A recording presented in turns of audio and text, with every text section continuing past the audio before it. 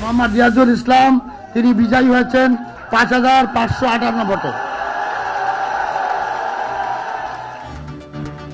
জগন্নাথ বিশ্ববিদ্যালয় ছাত্র সংসদের প্রথম ভিপি রিয়াজুল ইসলাম শীর্ষ ৩টি সহ ২১টি পদের ১৭টিতেই ছাত্র শিবির সমর্থিত প্যানেলের জয়।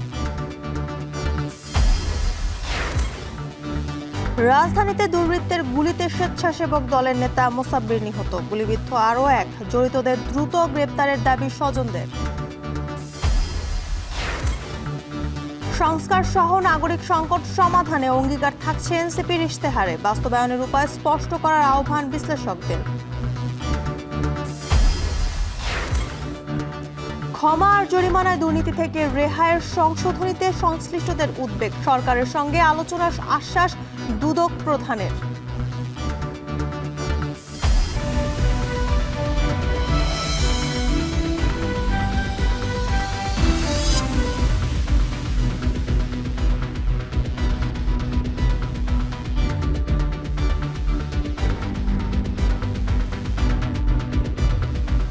স্বাগত এখন বাজারে, পুরো আয়োজনে আপনাদের সঙ্গে আছি জানসিন জুথিকা।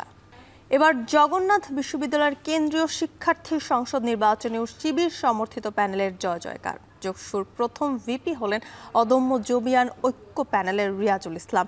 একই প্যানেল থেকেই জয় পেয়েছেন জিএস ও এজিএস প্রার্থী। বিস্তারিত রাজু আহমেদের প্রতিবেদনে। বহু কাঙ্ক্ষিত সেই ভিপি পদ মোহাম্মদ রিয়াজুল ইসলাম তিনি বিজয়ী হয়েছেন ৫,৫৫৮ ভোটে।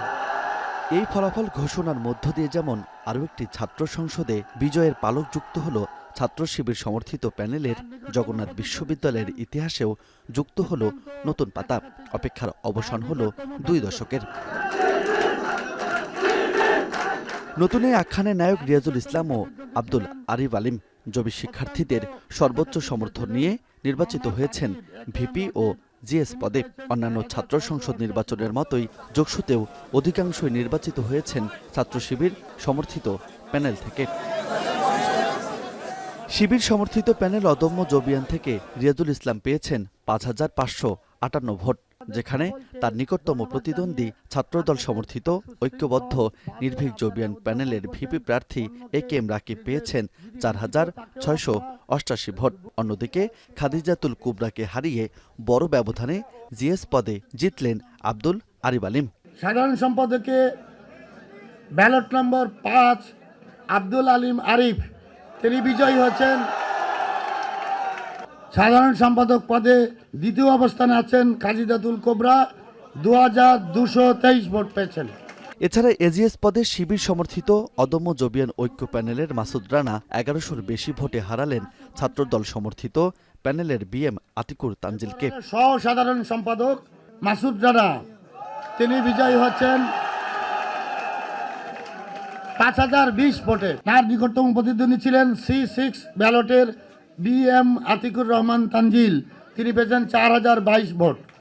যোগসু বিজয়কে সকল জুলাই শহীদ বিশ্বজিৎ জবি শিক্ষার্থী ও বেগম খালেদা জিয়াকে উৎসর্গ করেছেন নবনির্বাচিত ভিপি রিয়াজুল ইসলাম।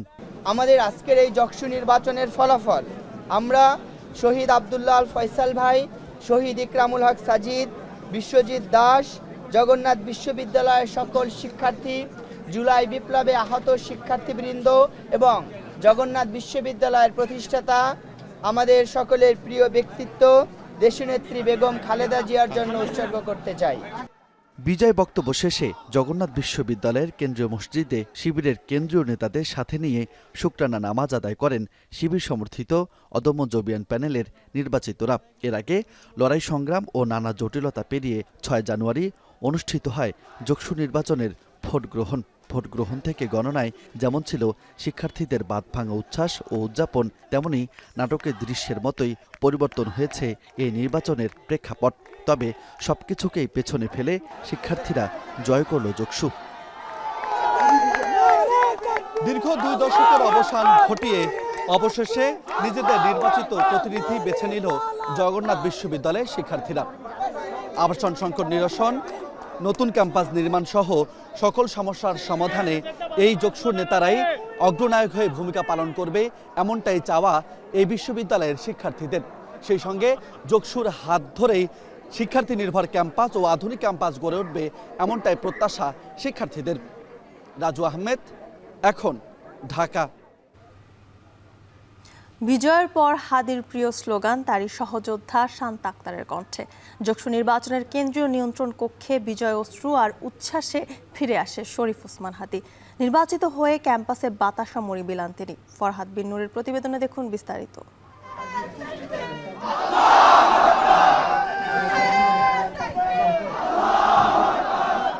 ইনকিলাব মঞ্চের শান্তার কণ্ঠে হাদির প্রিয় স্লোগান, সঙ্গে বিজয়ের অশ্রু।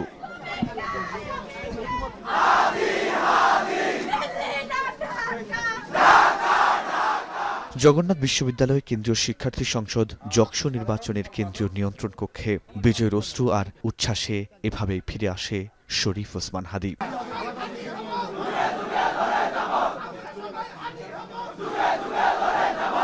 ওসমান হাদি যে বাতাসা মরি দিয়ে ঢাকা ৮ আসনে নির্বাচনী প্রচারণা শুরু করেছিলেন, যকসুতেও সদস্য পদে নির্বাচিত হয়ে সেই বাতাসা মরি বিলালেন তারই সহযোদ্ধা শান্ত আক্তার। খুনের বিচার না হওয়া পর্যন্ত কিভাবে ইনসাফের বাংলাদেশ প্রতিষ্ঠিত হবে?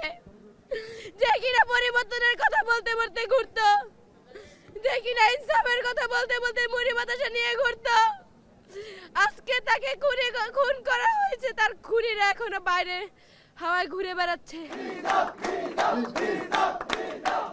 যকসুতে ছাত্রী সংস্থার প্রার্থীদের নাম বিজয়ী হিসেবে ঘোষণার সাথে সাথে হিজাবের যে স্লোগান তা মনে করিয়ে দেয় বিগত ডাকসু, জাকসু, চাকসু আর রাকসুর কথা। হিজাব সহ নারীদের যে কোনো পোশাক অবমাননার বিরুদ্ধে এ যেন প্রতিবাদ। মোহাম্মদ জিয়াদুল ইসলাম ৫,৫৫৮ ভোট। যক্ষ নির্বাচনে ২১টি পদের মধ্যে শীর্ষ ৩ পদ সহ ১৭টিতে বিপুল ভোটের ব্যবধানে জয় পেয়েছে ইসলামী ছাত্র শিবির সমর্থিত প্যানেল। এছাড়াও একমাত্র নারী হলে ভিপি, জিএস, এজিএস সহ ১৩টি পদের মধ্যে 10টিতে বিজয়ী হয়েছে ছাত্রী সংস্থা সমর্থিত প্যানেল। ফলাফল ঘোষণার সময় উপস্থিত ছিলেন ছাত্র শিবিরের শীর্ষ নেতারা। ছাত্র শিবিরের প্যানেলের বাইরে যে কজন জিতেছেন তাদেরকে অভিনন্দন জানিয়ে আলিঙ্গন করেন তারা। ফরহাদ বিন নূর, এখন ঢাকা। ঢাকা মহানগর উত্তর স্বেচ্ছাসেবক দলের সাবেক সাধারণ সম্পাদক আজিজুর রহমান মুসাব্বিরকে গুলি করে হত্যার ঘটনায় বিচার দাবি করেছেন তার স্ত্রী। বিচার না হলে এমন ঘটনা আরও ঘটতে থাকবে বলেও দাবি তার। বুধবার রাত ৮টায় রাজধানীর কারওয়ান বাজার এলাকায় তেজতুরি বাজার গলিতে বাড়ি ফেরার পথে গুলিবিদ্ধ হন আজিজুর। পরে বিচার দাবিতে বিক্ষোভ করেন স্বেচ্ছাসেবক দলের নেতাকর্মীরা। বিস্তারিত হাসান আল মাহমুদের প্রতিবেদনে। থেমে যাচ্ছে গলার স্বর, চোখে মুখে স্পষ্ট বিষাদের ছায়া। কাঁদতেও পারছেন না মুসাব্বিরের স্ত্রী। সান্ত্বনা দেবার মানুষটির নিথর দেহ পড়ে আছে হাসপাতালের বেডে। স্বেচ্ছাসেবক দল ঢাকা মহানগর উত্তরের সাবেক সাধারণ সম্পাদক আজিজুর রহমান মোসাব্বিরের স্ত্রী ঢাকা মেডিকেল কলেজের সামনে এখানে ওখানে ছুটাছুটি স্বামীর লাশ বুঝে নিতে। বুধবার রাত ৮টায় কারওয়ান বাজার এলাকার তেজতুরি বাজার গলিতে গুলিবিদ্ধ হয়ে নিহত হন আজিজুর রহমান। এমন হত্যাকাণ্ডের বিচার চাইতেও যেন গলা আটকে যাচ্ছিল তার। অবশ্যই আমরা বিচার চাই, আর আমরা কর্তৃপক্ষের কাছেও দাবি করব সুষ্ঠু বিচার হোক। এরকম ঘটনা আগেও ঘটছে, এখনও ঘটতেছে, সামনে ভবিষ্যতেও ঘটবে। এগুলোর যদি সুষ্ঠু তদন্ত আর বিচার না হয় তাহলে এগুলো ঘটতেই থাকবে। মোসাব্বির হত্যাকাণ্ডের খবরে ঢাকা মেডিকেলে ছুটে আসেন তার স্বজন, সহযোদ্ধা, সহকর্মীরা। এমন হত্যাকাণ্ডের পেছনে বড় শক্তি জড়িত বলে দাবি তাদের। কারা এই ঘটনা ঘটিয়েছে আমরা বর্তমান প্রশাসনের কাছে এবং বর্তমান সরকারের কাছে অনুরোধ জানাবো যে তারা যেন দ্রুত এই বিষয়গুলো তদন্ত করে। গুলিবিদ্ধের পরপরই মুসাব্বির ও তার সহযোগী আবু সুফিয়ানকে নেওয়া হয় পান্থপথের বিআরবি হাসপাতালে। সেখানেও ভিড় করেন নেতাকর্মীরা। এদেরকে যদি গ্রেপ্তার করা না হয় তাহলে এই ধরনের হত্যাকাণ্ড আরো হয়তো ঘটবে। আজকে মুসাব্বির গেছে, হয়তো কাল আমিও যেতে পারি। এই আসামিকে অবশ্যই আনতে হবে এবং অবশ্যই ধরতে হবে, গ্রেপ্তার করতেই হবে। ঘটনাস্থলের আশপাশের কয়েকটি সিসিটিভি ফুটেজে দেখা যায় দুজন ব্যক্তি পেছন থেকে গুলি করলে পড়ে যায় মুসাব্বির। উঠে দৌড়ে পালানোর চেষ্টা করলেও আরও এক দফা গুলি করে ঘাতকরা। সেখানে পড়ে যাওয়া মুসাব্বিরের মোবাইল ফোনটি নিয়ে যান হামলাকারীরা। ঘটনাস্থলে আসেন সিআইডি, পিবিআই সহ বিভিন্ন গোয়েন্দা সংস্থার কর্মকর্তারা। এ সময় ডিএমপির তেজগাঁও জোনের ডিসি জানান, ঘটনাস্থলে 3টি গুলির খোসা পাওয়া গেছে। দ্রুতই ঘাতকদের চিহ্নিত করা হবে বলেও জানান তিনি। 3টি গুলির খোসা পেয়েছি এবং ঘটনাস্থল থেকে একটু দূরে মুদি দোকান রয়েছে দুটি, তো ওনারা দৌড়িয়ে ভিকটিম মুদি দোকানের সামনে গিয়ে পড়ে গিয়েছিল। সিসি ক্যামেরা ফুটেজ বিশ্লেষণ করব, এখানে ওনাদের আত্মীয় স্বজনের সঙ্গেও কথা বলবো। উনি একটি দলে ছিলেন, দলের নেতাকর্মীদের সাথেও আমরা কথা বলবো, ওনার কোনো বিরোধ ছিল কিনা, সামগ্রিক বিষয় নিয়ে আমরা কাজ করব। গেল কয়েক মাসে গুপ্তঘাতকদের নিখুঁত নিশানায় রাজনৈতিক নেতাদের এমন পরিণতিতে শঙ্কিত সাধারণ মানুষ। হাসান আল মাহমুদ, এখন, ঢাকা। অভ্যুত্থানের গর্ভে জন্ম নেওয়া রাজনৈতিক দল এনসিপি আসন্ন নির্বাচনে ত্রিমুখী ভাবনা মাথায় নিয়ে ইশতেহারে প্রণয়ন করতে চায় দলটি, যার মধ্যে রয়েছে জুলাই সনদ বাস্তবায়ন ও নাগরিক সমস্যার বাস্তবিক সমাধানের অঙ্গীকার। আছে জোটসঙ্গী জামায়াতের সাথে সঙ্গতিপূর্ণ নানা প্রতিশ্রুতিও। রাজনৈতিক বিশ্লেষকদের মতে ইশতেহারে বাস্তবায়নের অর্থনৈতিক চিত্র না থাকলে তা হবে কেবলই কথার ফুলছড়ি। হোসেন জাহিদের রিপোর্টে দেখুন আত্মপান্ত। অভ্যুত্থানের ১ বছর পূর্তি উপলক্ষে ২৫ ৩ আগস্ট কেন্দ্রীয় শহীদ মিনারে ২৪ দফা ইশতেহার পাঠ করেন এনসিপি আহ্বায়ক নাহিদ ইসলাম, যেখানে গুরুত্ব পায় গণতন্ত্র ও রাষ্ট্রীয় প্রতিষ্ঠানের সংস্কার, ন্যায়ভিত্তিক বিচার ব্যবস্থা ও আইন সংস্কার, সেবামুখী প্রশাসন ও দুর্নীতি দমন, জনবান্ধব আইন শৃঙ্খলা রক্ষাকারী বাহিনী গঠন সহ বিভিন্ন বিষয়। পুরাতন ঝেড়ে ফেলে আমাদের রাষ্ট্রের নতুন যাত্রায় আমাদের প্রথম অঙ্গীকারী হচ্ছে গণপরিষদের মাধ্যমে একটা নতুন সংবিধান। নির্বাচনী ইশতেহারে এই দিকগুলোরই বাস্তব সমাধান তুলে ধরতে চায় এনসিপি। নর্মাল একটা ব্যবসার লাইসেন্স করতে গেলে যে পরিমাণ তাকে বেগ পেতে হয়, ব্যবসা করতে গেলে, নতুন ভবন তুলতে গেলে স্থানীয়ভাবে নানা ধরনের চাঁদাবাজির সম্মুখীন হয়, কিংবা ঢাকায় তার বসবাসের জন্য একটা নাগরিক যে জায়গাটা, সেখানের সেবাগুলো দেখা যাচ্ছে যে ঠিক মতো সে পেতে পারে না। ফলে এই জায়গাগুলো পরিবর্তন করতে হলে রাষ্ট্রের যে দায়িত্বটা সেটা একটা আমূল পরিবর্তন করতে হবে। যে শিক্ষা প্রতিষ্ঠান সন্তানদের সেগুলোতে ভালো একটা পড়াশোনা চায়, হাসপাতালে প্রয়োজনীয় চিকিৎসাটুকু চায়, বিভিন্ন সরকারি অফিস, থানা, আদালতে গিয়ে টাকা ছাড়া তাদের যে ন্যায় ইনসাফ সেটা চায়, এইটুকুই। সো আমরা আমাদের জায়গা থেকে মানুষের কাছে এই কমিটমেন্টগুলোই তুলে ধরছি। সার্জিস বলেন, জামায়াত সহ জোটের অন্য শরিকদের সাথে আদর্শিক ভিন্নতা আছে এনসিপির, তাই জোটের ভোটারদের আকৃষ্ট করতে ইশতেহারে শ্যাম ও কুল দুই রক্ষা করার নীতি গ্রহণ করছেন তারা। জামায়াত ইসলামেরও দল হিসেবে আলাদা একটি ইশতেহার থাকবে, এনসিপির জায়গা থেকেও দল হিসেবে আলাদা ইশতেহার থাকবে। তবে এনসিপির সম্ভাব্য ইশতেহারে সমস্যা সমাধানের আর্থিক দিকগুলো এখনো অস্পষ্ট বলে মনে করেন এই রাজনীতি বিশ্লেষক। আমরা বয়স্ক ভাতা দেব, আমরা সার্বজনীন পেনশনের ব্যবস্থা করব, মানে ইত্যাদি, যে রাস্তাঘাট, বিল, ব্রিজ, কালভার্ট এগুলো বানাবো, কিন্তু এগুলোর জন্য যে টাকাটা দরকার সে অর্থের সংস্থান কোত্থেকে হবে, এইটা আমাদের দাবি করা উচিত এখন। যে আপনি ট্যাক্স বাড়াবেন কিনা, আপনি এলএনজির দাম বাড়াবেন কিনা, সে মানে আমরা গ্যাসের এলপিজি পার সিলিন্ডার দাম কত হবে, বা বিদ্যুতের দাম আপনি কতটুকু বাড়াবেন। অভ্যুত্থানের উপজাত এমন দাবির প্রমাণ হিসেবে এনসিপিকে অভ্যুত্থানে অংশ নেওয়া ব্যক্তিদের সুরক্ষা এবং দায় দরদের সুস্পষ্ট নির্দেশনাও জরুরি বলে বিশ্বাস করেন তিনি। ওই ৩৬ দিনের কার্যক্রমগুলোর উপর কেউ কোনোভাবে প্রশ্ন তুলতে পারবে না। হোসেন জাহিদ, এখন, ঢাকা। দুর্নীতি করে ক্ষমা চেয়ে জরিমানা দিলেই খালাস। দুর্নীতি দমন কমিশন আইন সংশোধন করে এমন উপধারার সংযোজন করা হয়েছে, এমন সিদ্ধান্তে উদ্বেগ জানিয়েছেন খোদ দুদক সংস্কার কমিশনের প্রধান ও টিআইবির নির্বাহী পরিচালক। বলেন, ভবিষ্যৎ ক্ষমতাসীনদের জন্য এই আইন দুর্নীতির দুয়ার খুলে দিয়েছে। আইনটি নিয়ে সরকারের সঙ্গে আলোচনার আশ্বাস দিয়েছেন সংস্থাটির চেয়ারম্যান আব্দুল মোমেন। বিস্তারিত নাজমুস সাকিবের প্রতিবেদনে। মাননীয় প্রধানমন্ত্রী, যা কিছু ঘটে গেছে অত্যন্ত লজ্জাস্কর আমাদের জন্য। আমরা আপনাকে আবারও প্রতিজ্ঞা করে গেলাম, আপনার সাথে আমরা ছিলাম, আমরা আছি, আমরা ভবিষ্যতেও থাকবো।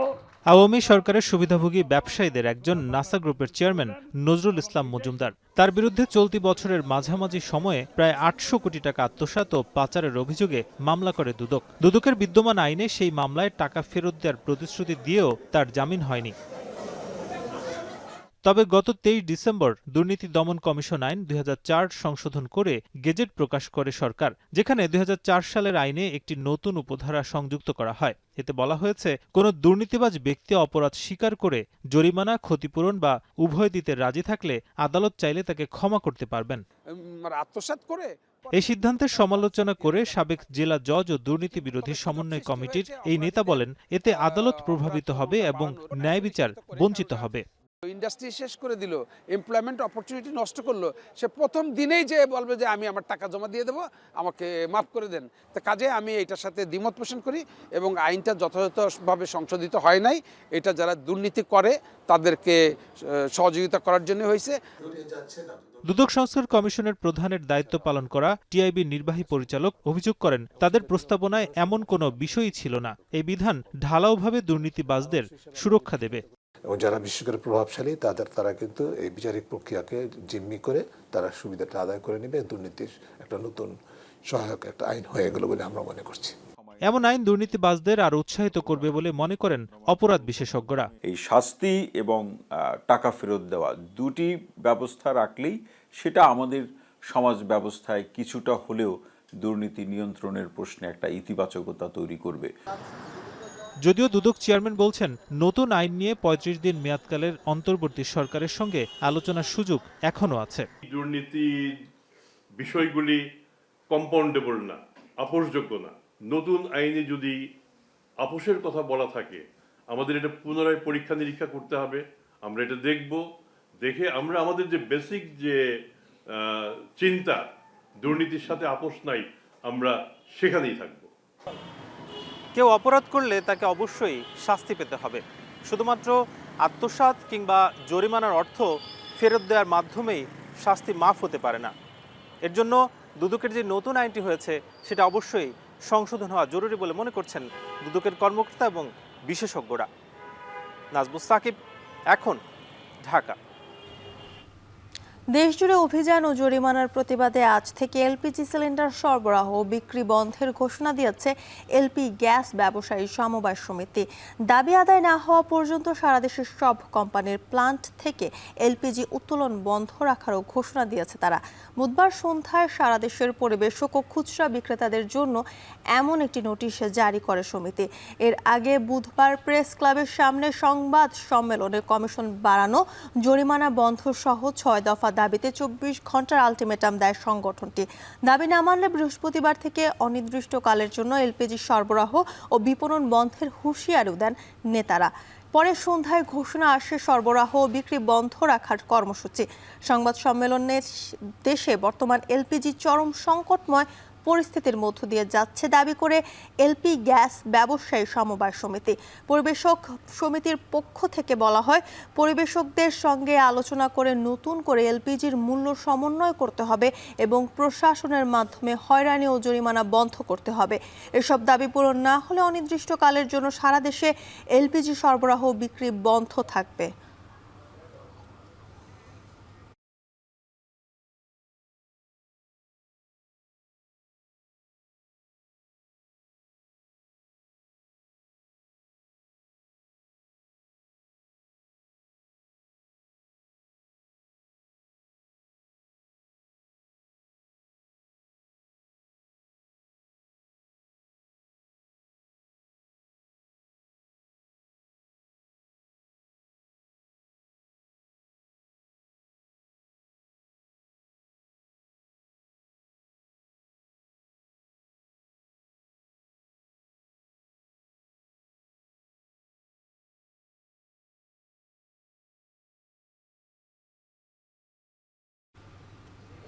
সারা দেশে বেড়েছে শীতের প্রকোপ। ভোর থেকে মৃদু বাতাস ও কুয়াশায় ঢাকা নগর জীবন।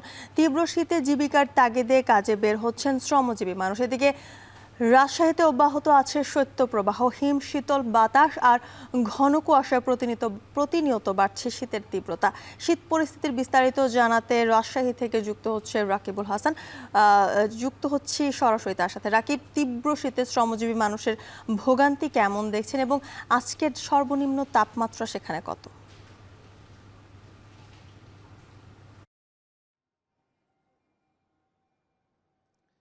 আসলে ভোর থেকে আমরা যেটি দেখছি যে তীব্র বাতাস এবং যে কুয়াশা, সেটির কারণে কিন্তু রাজশাহীতে শীতের যে অনুভূতি সেটি আসলে বেড়েছে। আজকে ভোর ৬টার সময় 9.6 ডিগ্রি সেলসিয়াস তাপমাত্রা রেকর্ড করা হয়েছে। তবে বাতাসের যে প্রবাহ সেটি কিন্তু আসলে বেড়েছে। তো সেই ক্ষেত্রে আমরা দেখেছিলাম যে গত 2 দিনে কিন্তু 3 থেকে 4 নটিক্যাল মাইল বাতাসের গতিবেগ ছিল। আজকে কিন্তু সেটি 5 থেকে 6 নটিক্যাল মাইল, অর্থাৎ এই যে হিমশীতল একটি পরিবেশ সেটি আসলে বাতাসের প্রবাহের কারণে আরও বেশি আসলে এই যে শীতের অনুভূতি সেটি আসলে বাড়িয়ে দিয়েছে। তো রাজশাহীতে আমরা ভোর থেকে আসলে যে দেখছি যে বিভিন্ন সড়ক মহাসড়কে কুয়াশার কারণে হেডলাইট জ্বালিয়ে আসলে গাড়ি বা যানবাহন চলাচল করছে এবং নগরে আসলে এখন পর্যন্ত মানুষের উপস্থিতি আসলে কমেছে। কেননা আসলে এইরকম শীতের সময় যারা ঘর ছেড়ে বের হয়ে আসেন, বিশেষ করে কায়িক শ্রমের কারণে তারা কিন্তু বেশ বিপাকে পড়েছেন এবং স্কুলে যারা যাচ্ছেন শিক্ষার্থীরা এবং অভিভাবকরা যারা নিয়ে যাচ্ছেন তারা বলছেন যে এতে করে আসলে প্রত্যেক দিন সকালবেলায় উঠে যাওয়ার সময় যেহেতু প্রায় 10 থেকে 12 দিন হলো রাজশাহীতে এইরকম তীব্র শীত এবং কনকনে হাড় কাঁপানো বাতাস, এর প্রভাবটি আসলে তাদেরকে আসলে ক্ষতিগ্রস্ত করছে এবং অনেকে আসলে অসুস্থ হচ্ছেন। আমরা সকাল থেকে বিভিন্ন পথঘাটে দেখেছি যে খড়কুটো জ্বালিয়ে অনেকেই কিন্তু আসলে আগুন জ্বালিয়ে আসলে শীত নিবারণের চেষ্টা করেছেন এবং এর মধ্যে দিয়ে খানিকটা শীত থেকে যে পরিত্রাণ পাওয়ার চেষ্টা সেটি আমরা লক্ষ্য করেছি। বিশেষ করে রিক্সা এবং অটো রিক্সা চালক বা খুদে যে ব্যবসায়ীরা রয়েছেন ভ্রাম্যমাণ, তারা যেটি বলছেন যে শহরের বাইরে থেকে তারা যখন ভোর ভোর আসলে আসেন তখন এই যে শীতের তীব্রতা সেটি আসলে তাদেরকে সহ্য করতে হয় এবং এর মধ্য দিয়ে তাদেরকে আসলে জীবিকা নির্বাহ করতে হচ্ছে। এই অবস্থায় যেই ঘটনাটি ঘটেছে যে রাজশাহীতে কর্মঘণ্টা কমে এসেছে এবং প্রায় বেলা 12টা বা 1টা না হওয়া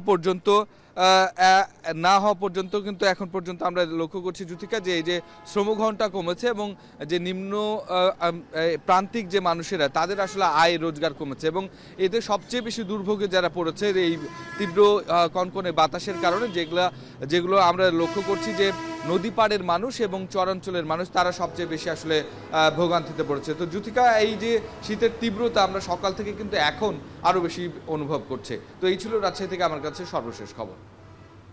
এই মুহূর্তে চুয়াডাঙ্গার থেকে যুক্ত আছেন অনেক চক্রবর্তী। শীত পরিস্থিতির খবর জানবো তার কাছ থেকে। অনেক হিমশীতল বাতাস এবং ঘন কুয়াশায় প্রতিনিয়ত বাড়ছে শীত। চুয়াডাঙ্গার সবশেষ শীত পরিস্থিতির খবর কি আছে আপনার কাছে জানাবেন?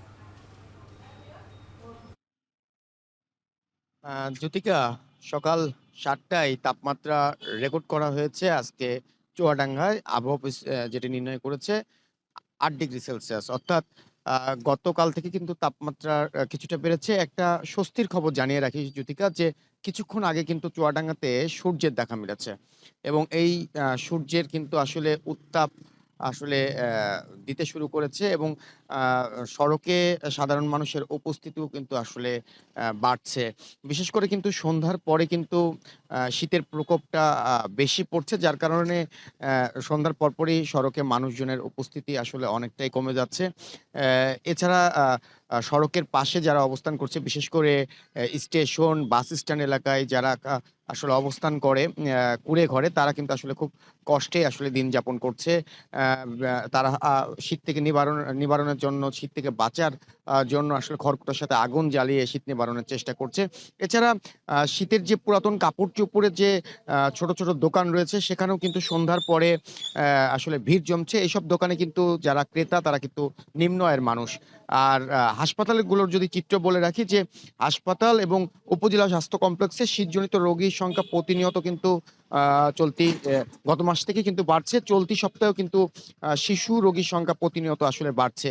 আর উপজেলা এবং উপজেলা স্বাস্থ্য কমপ্লেক্সগুলোও কিন্তু আসলে একই অবস্থা।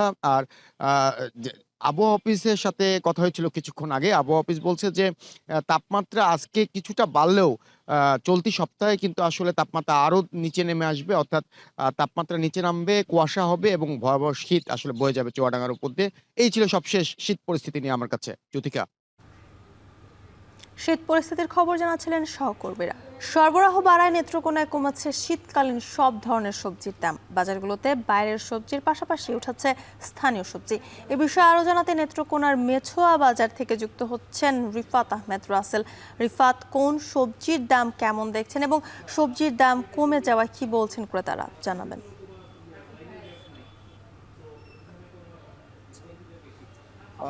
জ্যোতিকা, নেত্রকোনার এই মেছুয়া বাজার সবজির অন্যতম বড় একটি বাজার। এখানে কিন্তু সারা বছরই সবজির কেনাবেচা হয়।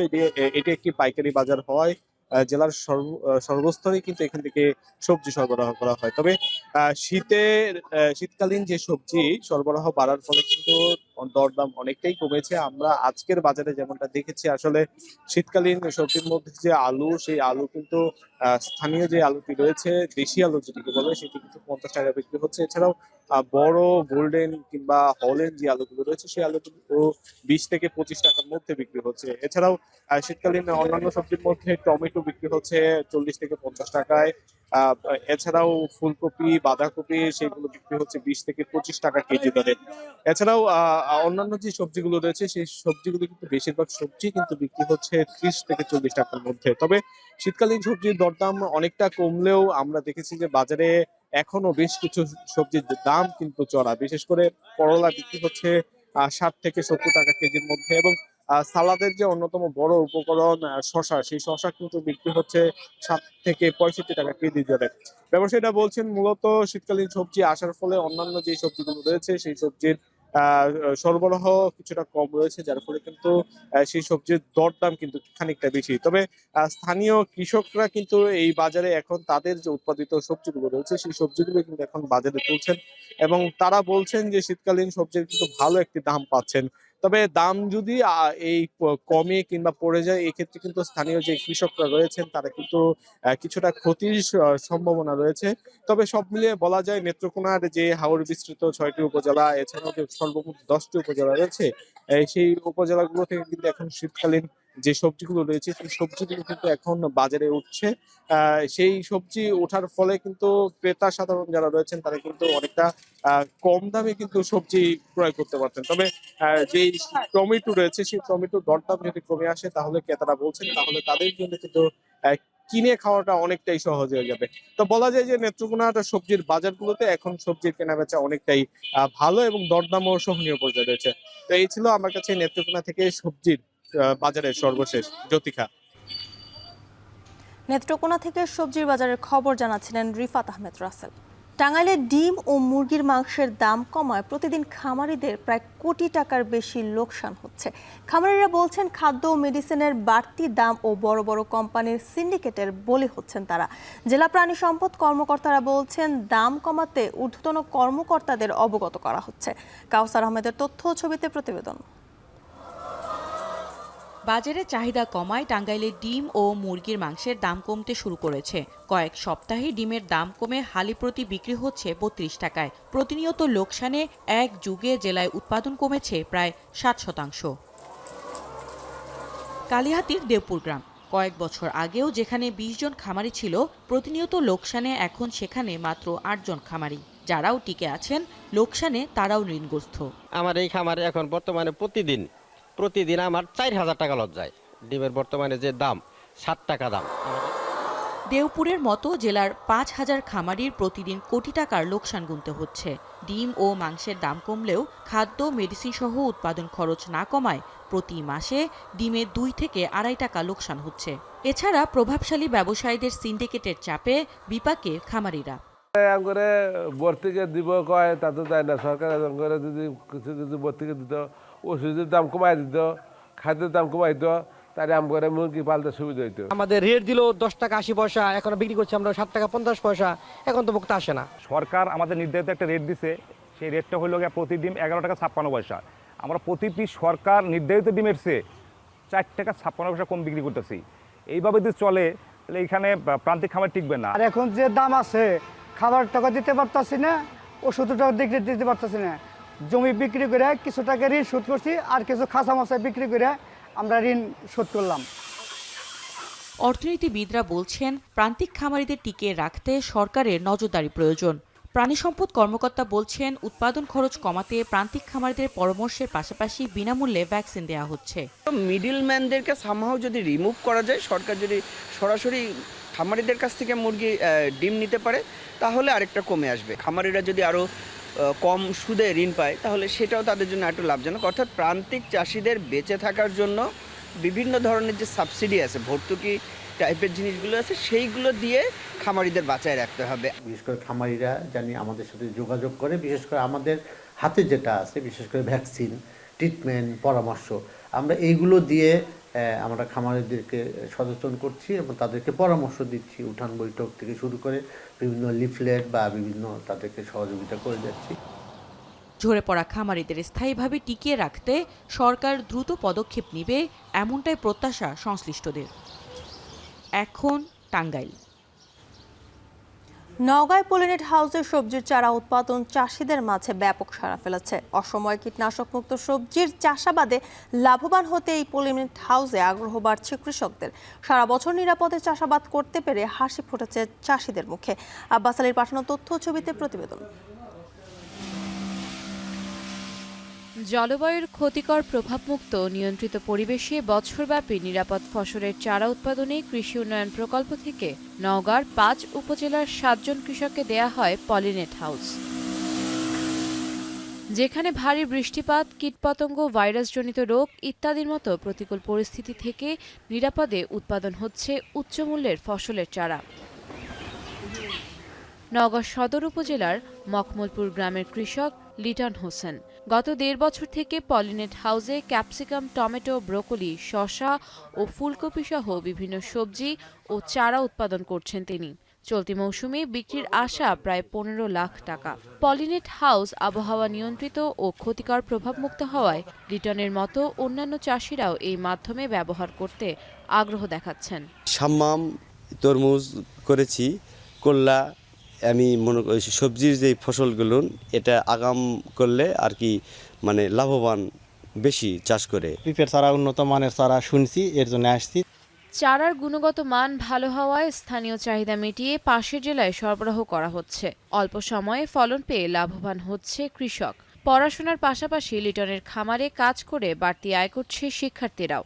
এখানে আমার বেতন ৪০০ টাকা। এখানে ট্রে থেকে চারা ট্রান্সফার করা হয় গ্লাসে। দামও তো আমাদের অনেক কিছু আমরা কম পাই, ফলন ভালো হয়। শীত বর্ষা সবসময় চারাটা করা যায়। আর এই চারা উৎপাদিত চারা পুরা জেলা চাহিদা মিটিয়ে আমরা জেলার বাইরে পর্যন্ত সাপ্লাই দিয়ে থাকি চারাগুলো। পলিনেট হাউসে চাষিদের উদ্বুদ্ধ করতে কারিগরি সহায়তা সহ বিভিন্ন ধরনের পরামর্শ দিচ্ছে কৃষি বিভাগ। কৃষক সহ বেশ কয়েকজন লোকের কর্মসংস্থানের ব্যবস্থা হচ্ছে। আর আমরা এখানে সঠিকভাবে চারা উৎপাদন, রোগ, পোকামাকড়ের বিষয়ে কৃষককে পরামর্শ দিয়ে থাকি। পলিনেট হাউস কৃষিতে একটা সম্ভাবনাময় প্রযুক্তি। এটা ব্যবহারের মাধ্যমে প্রতিকূল আবহাওয়া যেমন অতিরিক্ত গরম, অতিরিক্ত শীত থেকে ফল, শাকসবজি বা চারা উৎপাদনে এটা একটা কার্যকরী মাধ্যম। অসময়ে সবজি চাষ ও চারা উৎপাদনের জন্য পলিনেট হাউস দেশে আধুনিক কৃষি প্রযুক্তির এক নতুন মাত্রা সৃষ্টি করবে বলে প্রত্যাশা সংশ্লিষ্টদের। এখন নওগাঁ। চা আর পর্যটনের জেলা মৌলভীবাজার, অথচ এই জেলার প্রায় ২২ লাখ মানুষের স্বাস্থ্য সেবা নিশ্চিত করতে হিমশিম খাচ্ছে স্বাস্থ্য বিভাগ। সামান্য অসুখেও রোগীদের ছুটতে হচ্ছে জেলা সদর কিংবা সিলেটে। জেলার ৬৭ ইউনিয়ন স্বাস্থ্য হাসপাতালগুলোতে নেই কোনো এমবিবিএস ডাক্তার ও পর্যাপ্ত ঔষধ। মৌলভীবাজার থেকে এম এ হামিদের তথ্য ও ছবিতে প্রতিবেদন। ভোর না হতেই উপজেলা স্বাস্থ্য কমপ্লেক্সে রোগীদের দীর্ঘ লাইন। কারো কোলে অসুস্থ শিশু, কেউ বা বয়সের ভারে নুয়ে পড়া বৃদ্ধ। মৌলভীবাজারের ৭ উপজেলার হাসপাতালে প্রতিদিনের চিত্র এটি। ঘন্টার পর ঘন্টা অপেক্ষার পরও মিলছে না কাঙ্ক্ষিত সেবা। অধিকাংশ হাসপাতালে ইমার্জেন্সি সহ বিভিন্ন ওয়ার্ডে চিকিৎসা দিচ্ছেন স্বাস্থ্য সহকারীরা। আমি কইছি মানে না আপনি চেক করে হোক নাই 2টার সময় ডাক্তার আইছে না, তারা দিকে সকাল মানতে কিতা দেখছে না দেখছে না। আমরা গ্যাসটা পর্যন্ত কিনে আনছি, এরপরে নিয়ম করে ডাক্তার আইয়া দেখেন। মৌলভীবাজারের ৭ উপজেলায় চিকিৎসক পদের অর্ধেকেরও বেশি শূন্য। শ্রীমঙ্গল, কমলগঞ্জ, কুলাউড়া ও বড়লেখার মতো গুরুত্বপূর্ণ উপজেলায় নেই পর্যাপ্ত বিশেষজ্ঞ চিকিৎসক।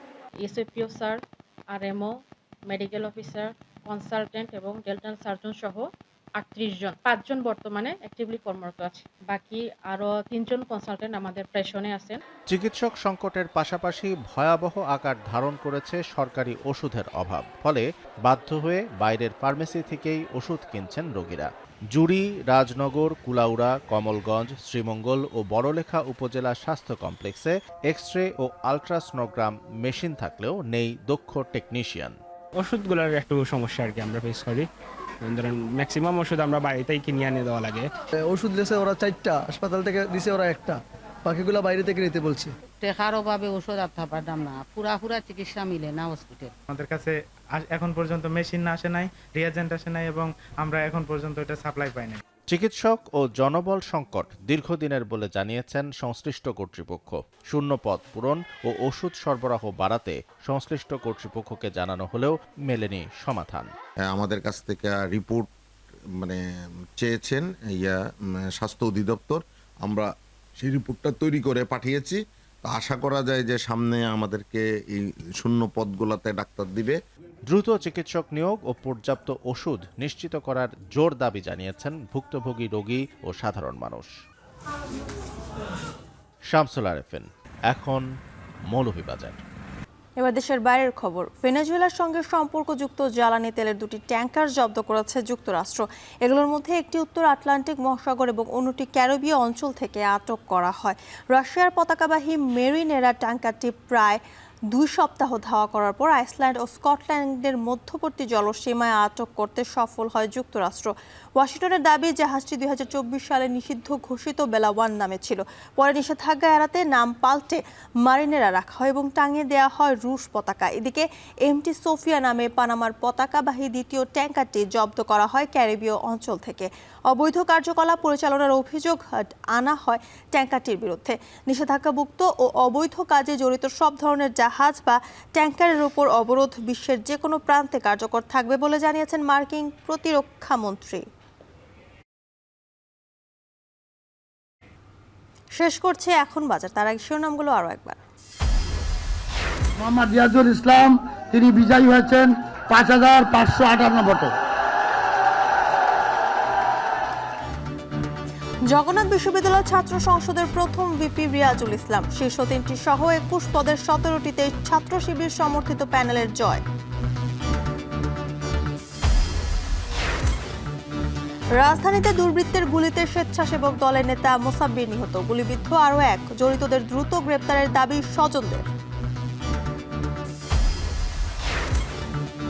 সংস্কার সহ নাগরিক সংকট সমাধানে অঙ্গীকার থাকছে এনসিপির ইশতেহারে, বাস্তবায়নের উপায় স্পষ্ট করার আহ্বান বিশ্লেষকদের। ক্ষমা আর জরিমানায় দুর্নীতি থেকে রেহাইয়ের সংশোধনীতে সংশ্লিষ্টদের উদ্বেগ, সরকারের সঙ্গে আলোচনার আশ্বাস দুদক প্রধানের। এই ছিল এখন বাজারের সঙ্গে থাকার জন্য ধন্যবাদ।